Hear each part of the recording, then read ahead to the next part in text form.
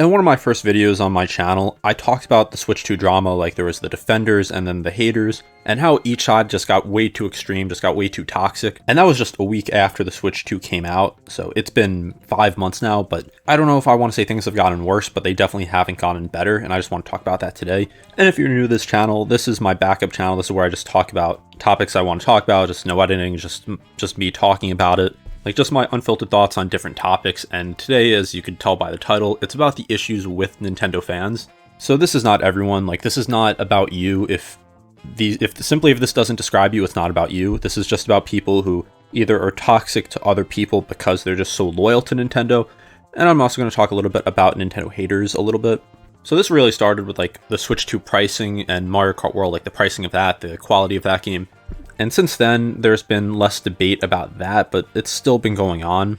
So I've said many times Mario Kart World is just not an $80 game. It's just not worth that at all.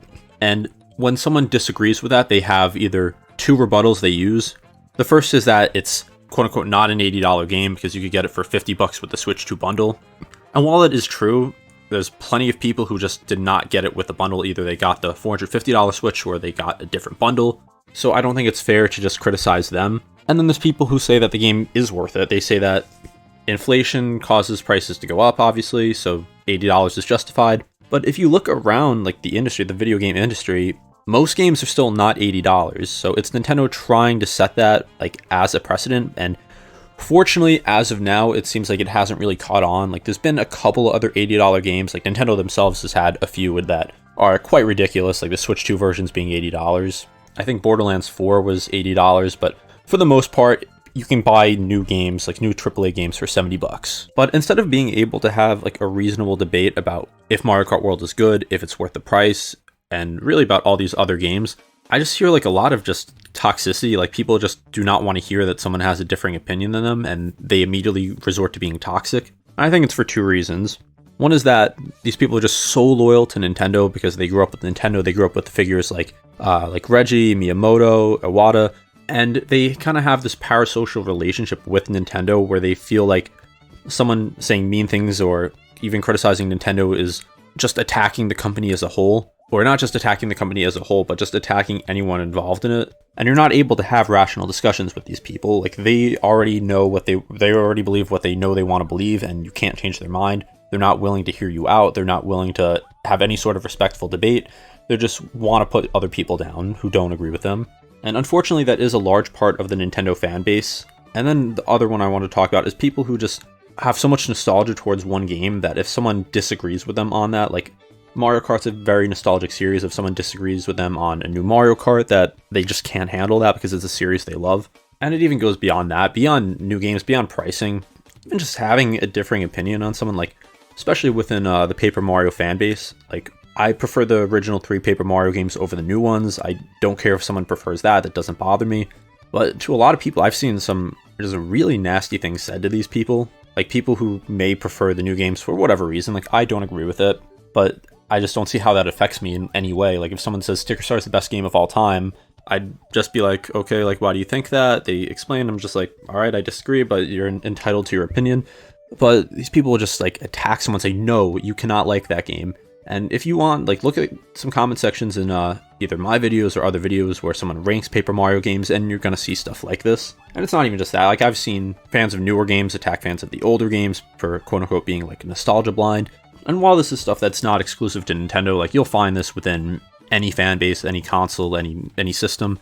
It's just a lot more extreme within Nintendo for whatever reason. It could be just because people grew up with these games, so they have more of an emotional attachment. It could be that there's just more younger Nintendo fans who, like obviously their brains aren't developed enough to think more rationally. Like especially like when I first started on YouTube like 10 years ago, like Sticker Star fans were really young. Like they were, I'm not saying this is a joke, but they were 6 or 7 years old, like around that age.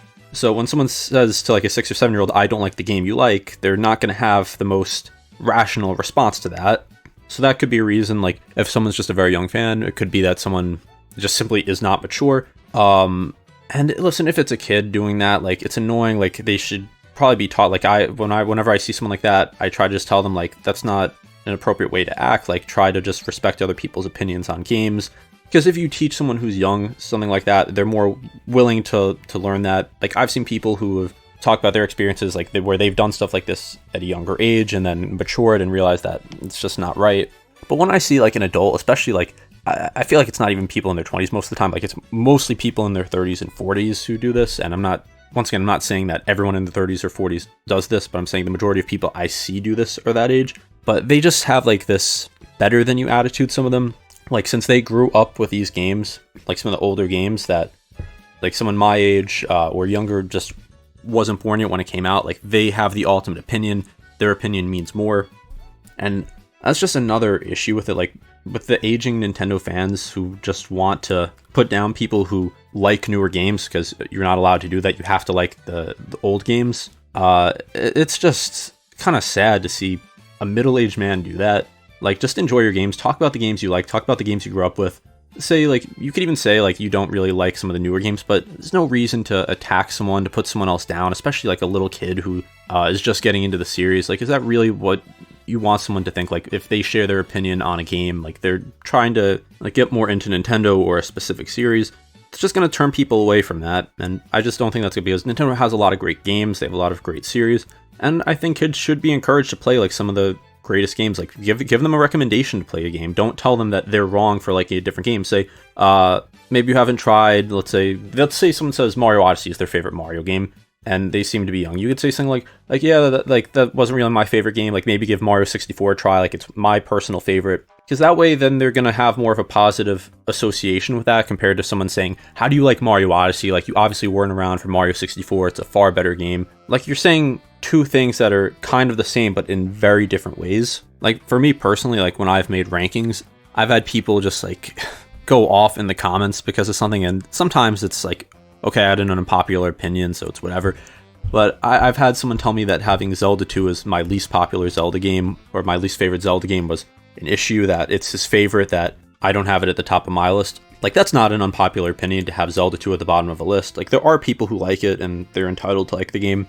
But I just kind of found it funny. Like, that's what someone's choosing to rage about. Like, not having like Tears of the Kingdom at the top. Which, listen, I know it's controversial, but I just, for now, think it's my favorite Zelda game. It could always change. But I just thought that one was funny, where someone, a probably 45, 50-year-old man, was basically having a tantrum because I picked the pretty much universally least popular Zelda game at last, like the least on the list. I've had someone tell me that I wasn't allowed to rank Mario games because I wasn't alive for the first game. So by that logic, like, you would need to be like 50 years old now to be able to make a ranking. Like, you're not allowed to make a ranking of Mario games unless you were born in like 1980 and got the original Super Mario Bros. When it came out, which is obviously very flawed logic. Like, you don't need me to tell you that. And I responded, I said, like, I don't think that's a fair criticism. I think that as long as I'm clear that I wasn't alive for the first few games that came out in the series, but I still played them all, I still can appreciate what they did. But this is just solely based on my opinion, my experience with each game. And I got a response saying something like, that's like not, it is a fair criticism. Like, you have to be able to have experienced the games when they came out. And it's just funny to me. Like, there's grown adults acting this way, but it's also sad at the same time. Like, this is part of the big issue with the Nintendo fan base, and it's not just Nintendo. Like, I know the Sonic fan base has people like this. I know movie fan bases have people like this, TV shows, other games. It's far from exclusive to this, but I don't know, maybe it's just because I'm obviously a big Nintendo fan that I just see this more, but it does seem to be a very, very big issue no matter where you are. It just feels like it's so hard to share your opinions on a game or give a take about a Nintendo game, Nintendo as a company, and get respectful replies whether someone disagrees with you or not. Like, I love to hear when people disagree with some of my takes. Like, if I say I didn't like a certain Mario game, like, I love to hear someone who did love it. I want to hear what they found to be enjoyable about it that maybe I missed, or maybe there's just something else they prefer in a game. Because at the end of the day, it doesn't matter. It's a video game. Like, if someone likes New Super Mario Bros. 2 as their favorite Mario game, why does that affect me? Like, why does that do anything to impede on my life? Like, it's just a random stranger on the internet who likes a game that I don't like that much. Like, is that really a reason to get upset? Like, you can tell some of these people have like they're truly emotional when they comment, like responding to either these replies or to responding to a video.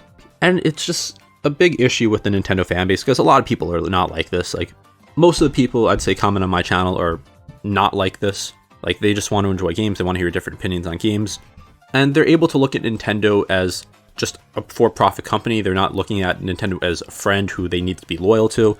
Like, call out Nintendo. If they do something wrong, call them out. Don't feel like you owe them anything. Like, you're a consumer, you buy their products. If they do something you don't like, then you should speak out against it. It's like, that's how any company should work.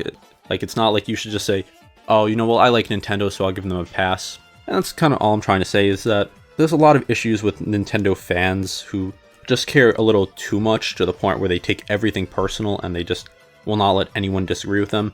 And maybe I'll make more videos about this on the future. I just wanted to make just an unfiltered rant about this a little bit, just talking about my opinions on it. I've made some community posts on it. I've talked about it a little bit in videos briefly, but I just wanted to give more thoughts on that.